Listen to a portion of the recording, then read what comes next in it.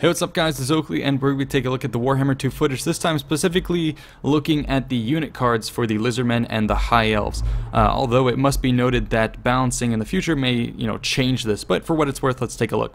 So the first is going to be kind of the infantry for both factions. The skink skirmishers I decided to include, they're pretty much on par with goblin archers, obviously having lower range because they're using blow darts, but the rest of the stats, they're kind of equal, although they do take a bit of a health decrease. But in a trade-off, the skinks have better leadership and are slightly faster, and they can do a little bit better in melee, although they do have less ammo. Moving on to the infantry, Source Warriors and Source Spears are essentially the same base infantry, but they're trading between either holding a mace or a spear. If you give them a spear, obviously they're going to have anti-large. If you want to compare that to the enemy spears, so namely the High Elf spears, the High Elves are going to be across the board kind of better with melee defense, but the equivalent when it comes to Lizardmen is going to have much better armor, generally leadership, and also weapon strength. So if you compare weapon strengths for Source Spears versus Spearmen, Source Spears here have a 42 weapon strength compared to 25 for the High Elves. So that's kind of the main trade-off that you see for these guys. Temple Guards are going to be pretty ferocious. Comparing them to the Swordmaster of Host, Temple Guards are going to be kicking their asses. They have more health, they have more, or actually the same armor, but more leadership, and the weapon strength 42 for the Temple Guards, whereas it's going to be 38 for the Swordmasters there.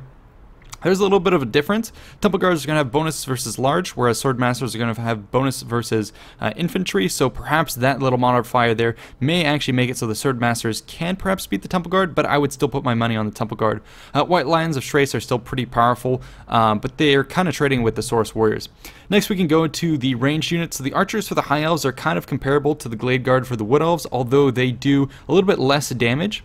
And have the rest of the stats are kind of comparable. I'm trying to take a look at it at a glance. Ammo is about the same, range is the same, and yeah, just the High Elf archers do a little bit less damage. When it comes to the Eagle Claw Bolt Thrower, this guy is pretty similar to the equivalent for the dwarves, and that's going to be the Dwarven Bolt Thrower. Range is going to be slightly higher for the elves, and a key distinction for the elves is they have a bonus versus large, and I believe you may have to toggle that. I'm not quite sure if it's fire dependent or whatnot, but anyways, their missile damage is 137 and 136, so very similar, and the rest of the stats don't really matter so much for artillery.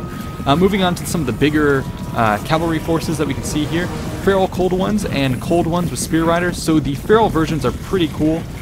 If you give them riders, what you kind of trade off is you get higher leadership, but your speed is reduced. But you do get a bonus versus large. So Cold One Spear Riders are actually going to be pretty devastating because they have armor piercing and bonus versus large, a combination that you don't even see in Blood Knights, which is pretty crazy. So they have a higher weapon strength than Blood Knights.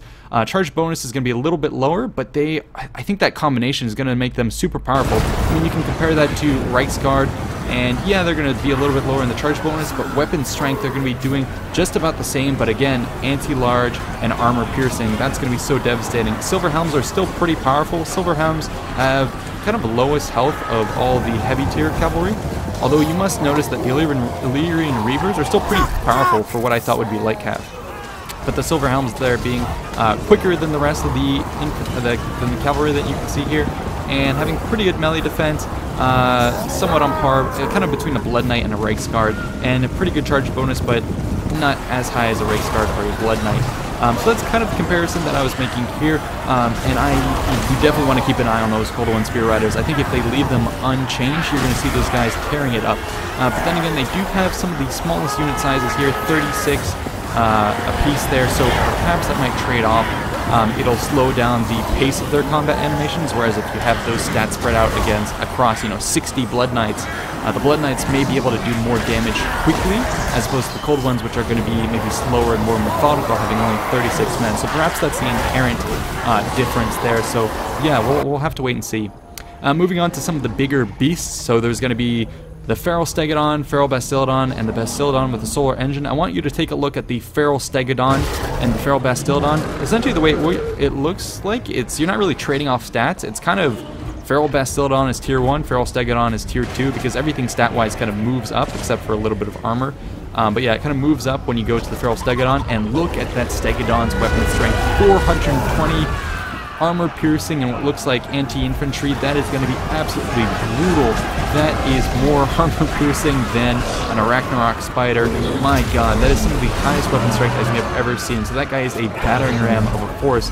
Health-wise, he has about the same health as a steam tank, so these guys are going to be real aligned breakers.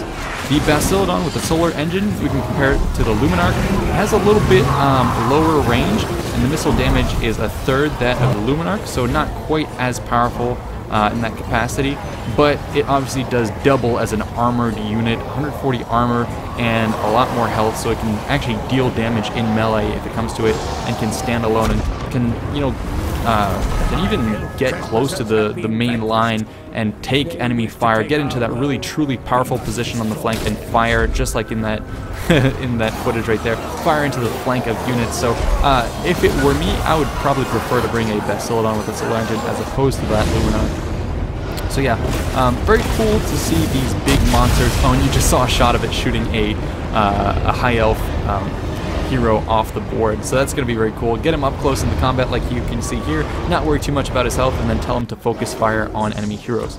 Next we can move on to kind of the final unit we'll be analyzing for this battle. It's going to be Croc Guard. So against Gore, you can see he has, or Croc Guard has more health, he has higher weapon strength, higher charge bonus, and across the board pretty much having better stats for Gore.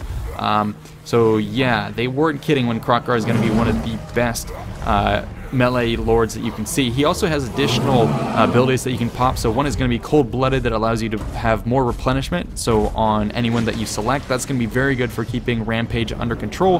Rod of the Storm is going to be a Bombardment Lightning spell. It's going to be similar to the one we've seen in Warhammer 1. And then finally, Frenzy Leadership is lower than 50%. You have more weapon damage, more charge bonus, and immune to psychology. So yeah, Croc Guard on Grimlock is going to be absolutely tearing it up, and we saw that, and I'm sure you saw it when you were watching all of my footage and other people's footage of this E3 beta or demo. You were seeing him tear it up, especially when it came to fighting this Sun Dragon. If we want to compare the stats for the Sun Dragon, I mean, it's no real contest. The Sun Dragon is better off staying in the sky and shooting. The Sun Dragon here does have armor piercing, which is going to be pretty good, and it has that awesome slam attack that you see it used repeatedly in this match animation. Other than that, health is going to be, at 4K. Leadership is going to be a little bit lower. Armor is going to be okay, so it can take some shots up in the air, and it does still have some pretty good weapon strength at 400 plus armor piercing, although it doesn't have the bonus versus large that Croc Guard does have. Charge bonus is pretty high, but again, every stat here is going to be lower. But that is just for a Sun Dragon. We do have to wait to see what a Moon and a Star Dragon are going to look like. I'm very eager to see the stats for those guys and how those pair up.